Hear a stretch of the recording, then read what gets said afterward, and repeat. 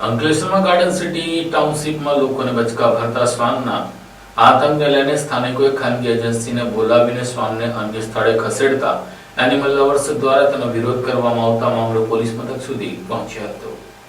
અંકલેશ્વરની garden સિટીમાં છેલ્લા કેટલાક સમયથી રખડતા શ્વાનોનો ત્રાસ વધતા સ્થાનિકોમાં ભય અને રોષનો માહોલ સર્જાયો છે।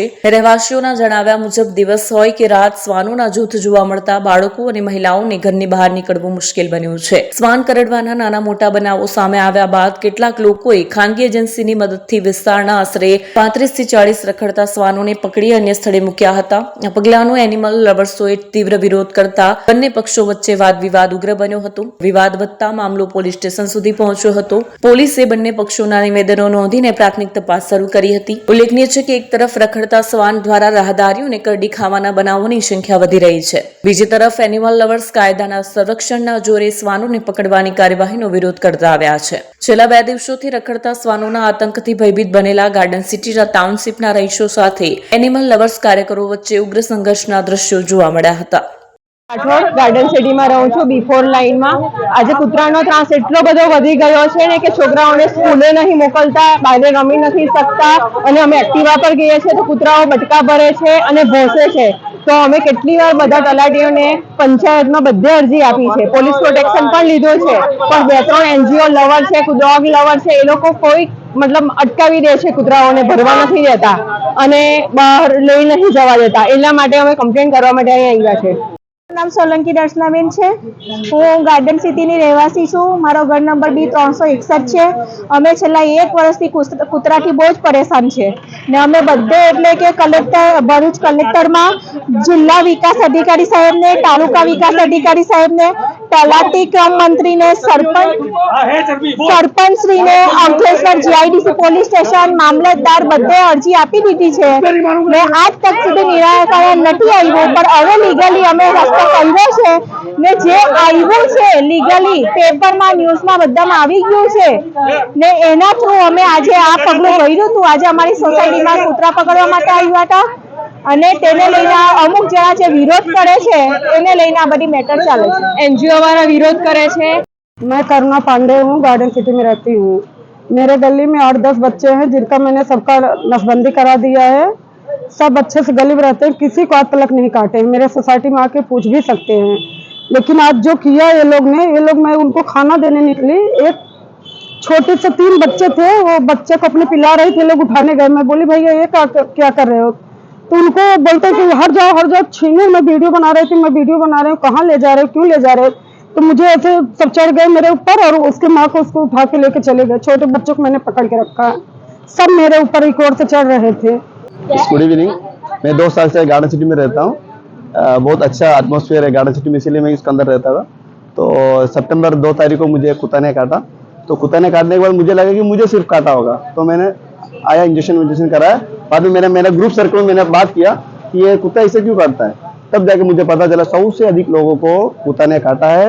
और ऐसा गली है, बच्चे स्कूल जाने के लिए दूसरा गली मोड़ के जाते हैं और ऐसे बुजुर्ग लोग है वॉकिंग के लिए भी नहीं निकलते हैं, और जो निकलते हैं वो लाठी लेके निकलते हैं। उसके बाद में मैंने इसके बारे में मैंने कलेक्टर को मैंने डायरेक्ट उसी दिन मैंने मेल किया कि ऐसा है 200 सदी के। मैं already Indian international football referee हूँ। मेरे को 45 साल तक मेरे को फिटनेस देना है, हाई इंटेंसिटी टेस्ट देना है, इसलिए मैं हर रोज उधर ही रनिंग करता था। तो मैं हाई इंटेंसिटी के लिए जब 4th किलोमीटर में जब जाता हूँ तो पीछे से कुत्ता पकड़ता है। मेरे को एक बार तो मेरे को पकड़ लिया। और आपको भी पता होगा भारत में 100 से अधिक रैबिस वायरस ऑलरेडी फेल हो चुका है।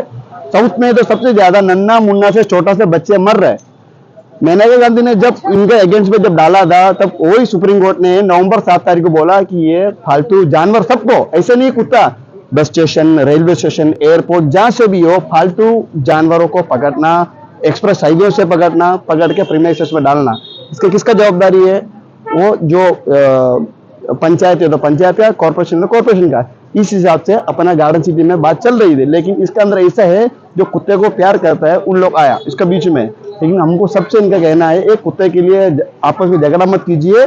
जो फालतू है, जो ये कुछ है ही नहीं है, उनको जाने दीजिए, क्योंकि इंसान को जीना है। ये रोड, ये गली, गार्डन सिटी का गलियां बच्चों को, नन्ना मुन्ना से बच्चे से प्यारे बच्चों को एकदम फ्रीडम से दौड़ने के लिए, खेलने के लिए वो फालतू कुत्ते को कटवाने के लिए नहीं है, इसीलिए यहाँ पे इतना इश्यू हुआ है। मेरा रिक्वेस्ट है, इंसान बीच में मत झगड़िए, जो फालतू कुत्ता है उनको पकड़ने का फ्रीडम दीजिए। जय हिंद, जय गौ माता।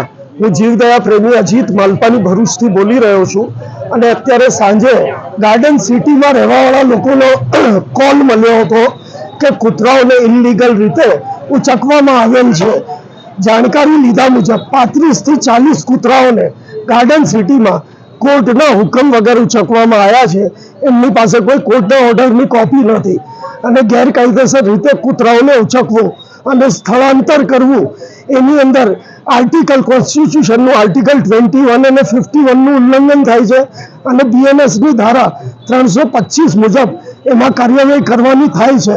માટે આ લોકોએ જે ગેરકાયદેસર રીતે ઉચક્યા છે એ લોકો તાત્કાલિક કૂતરાઓને એમના સ્થળ ઉપર મૂકી દે, નહીં તો કાયદાકીય રીતે એમને જવાબ આપવાનો વારો આવશે।